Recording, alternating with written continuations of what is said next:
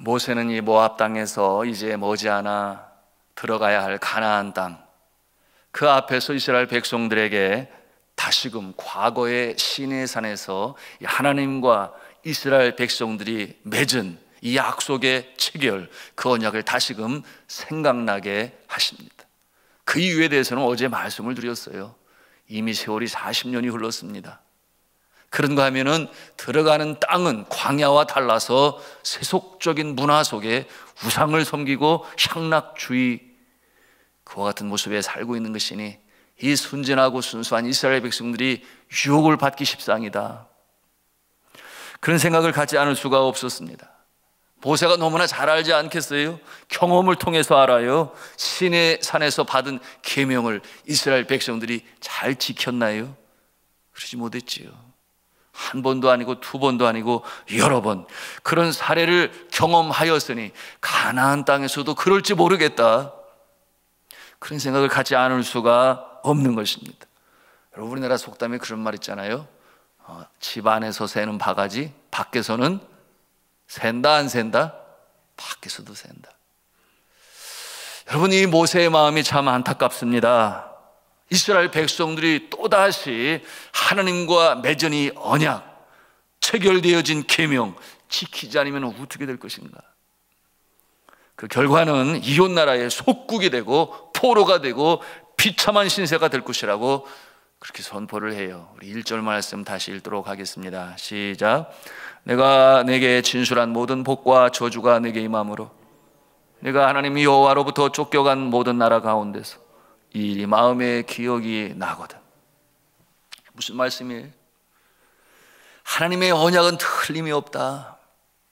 너와 내 자손이 다시금 계명을 어기게 될 때에는 그 결과로 다른 나라의 포로로 잡혀가게 될 것이다. 비참한 신세가 될 것이다. 자유를 박탈당하게 될 것이다. 그렇게 말씀하는 것이죠. 그런데 또 그런 상황에 이르면 주시는 말씀에 보니 뭐라고 그랬어요? 이 일이 마음에서 기억이 나거든. 이 일이 마음에서 기억이 나거든. 이 일이 어떤 일이에요?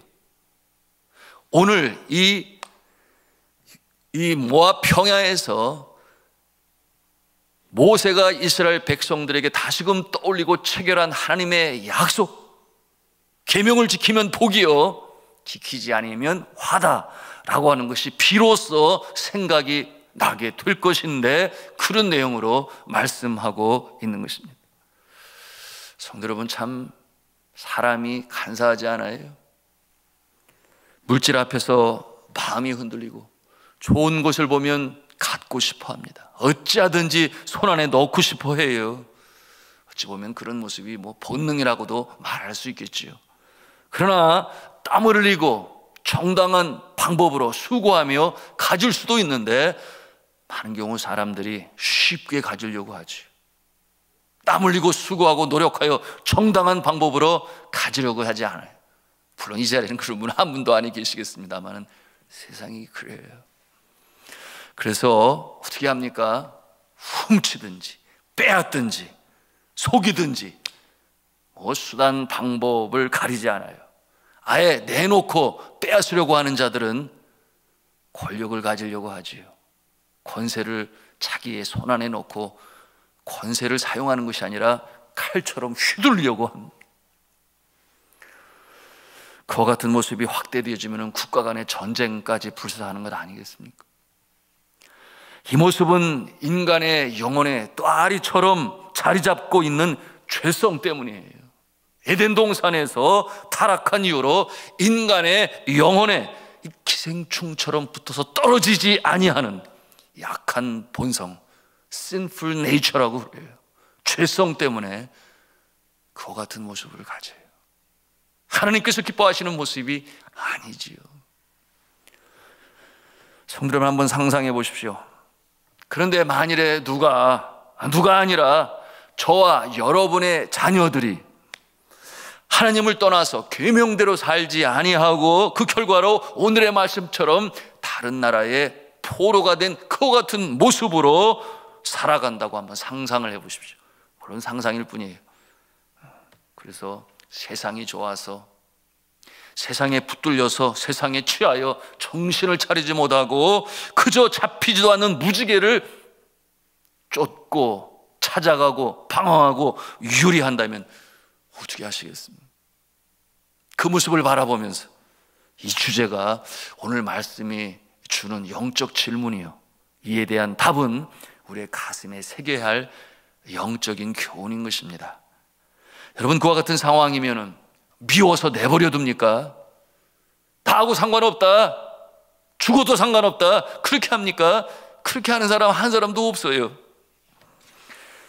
바로 그 모습이 나요, 나의 자녀인데 그렇게 합니까? 그렇지 않겠지요. 어찌하든지 다시금 돌아오게 하기 위하여 모든 방법 수단 강구하지 않겠습니까? 주님 앞에 나와 기도하지 않겠습니까? 하나님의 품으로 돌아와서 영혼의 평안, 진정한 안식, 진정한 복을 누리는 인생이 되기를 원치 아니하겠습니까? 이 마음이 바로 하나님 아버지의 마음이요, 두고 가는 백성을 향한 이 모세의 사랑과 애정과 더불어 갖는 염려의 마음인 것이죠. 여러분, 이와 같은 내용이 이어지는 말씀 2, 3절로 연결이 되는데요, 2절, 3절 말씀 또 같이 읽겠습니다. 시작. 너와 네 자손이 네 하나님 여호와께로 돌아와 내가 오늘 내게 명령한 것을 온전히 따라 마음을 다하고 뜻을 다해 여호와 말씀을 청종하면 네 하나님 여호와께서 마음을 돌이키시고 너를 긍휼히 여기사 포로에서 돌아오게 하시되 네 하나님 여호와께서 흩으신 그 모든 백성 중에서 너를 모으시리니. 아멘. 포기하시고 버리신다는 것입니까? 아니면 다시금 부르셔서 긍휼히 여기시고 다시금 회복시킨다는 것입니까? 후자지요. 다시금 부르시고 긍휼히 여기셔서 회복시키시는 하나님 아버지, 여호와 하나님 아버지의 마음이 그러한 것임을 오늘 말씀을 통해서 보여주시는 거예요. 늦게라도 그 환난 중에서 정신을 차리고 회개하고 돌이키면 긍휼히 여기셔서 용서하시고 포로 가운데서 돌이키실 것이다. 다시금 약속의 땅을 차지하게 하실 것이다. 여러분, 미운 짓을 하고 떠난 자녀를 바라보는 부모의 마음이 똑같지 않습니까? 가슴 아파하면서도 사랑해요. 돌아오기를 바라면서 사랑해요.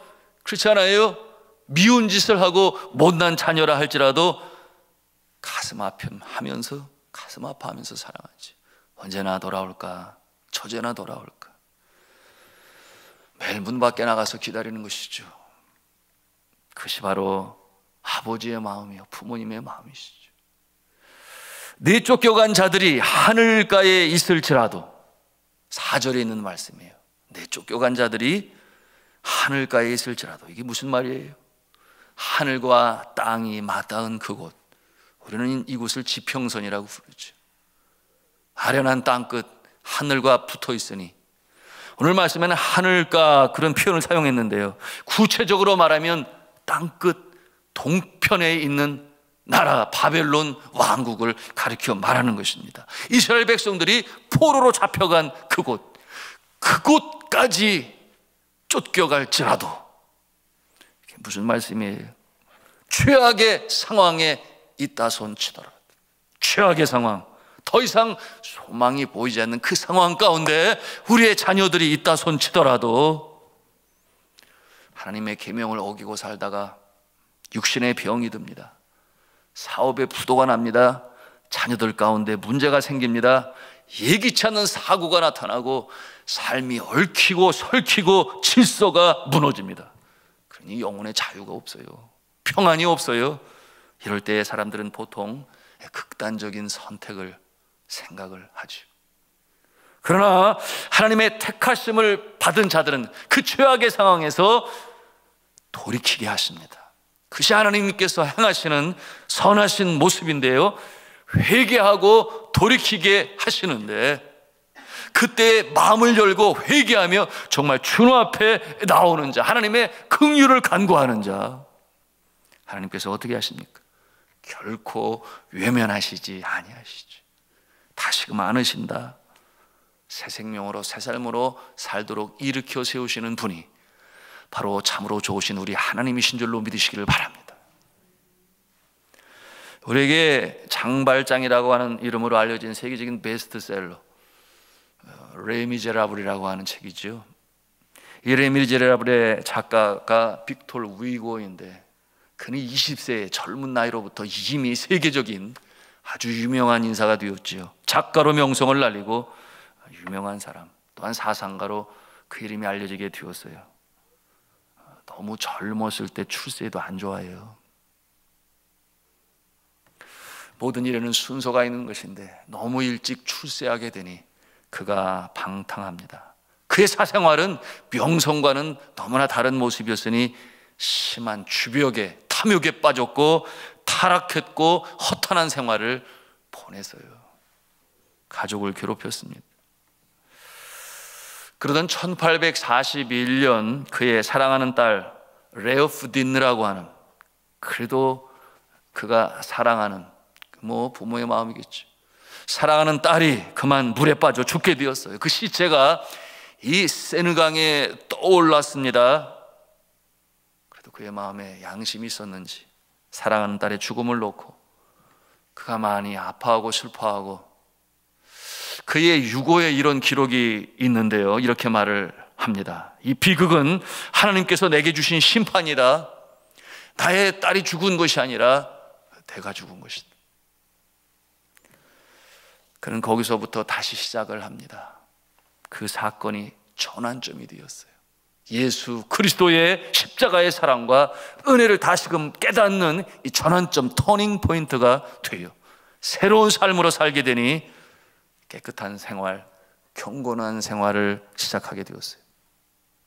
예수 그리스도의 십자가의 은혜와 사랑과 용서를 생각하면서 쓰게 된 소설이 있었으니 바로 그 소설이 레미제라블, 세계적인 소설이요, 많은 드라마로, 영화로 만들어지게 된 레미제라블.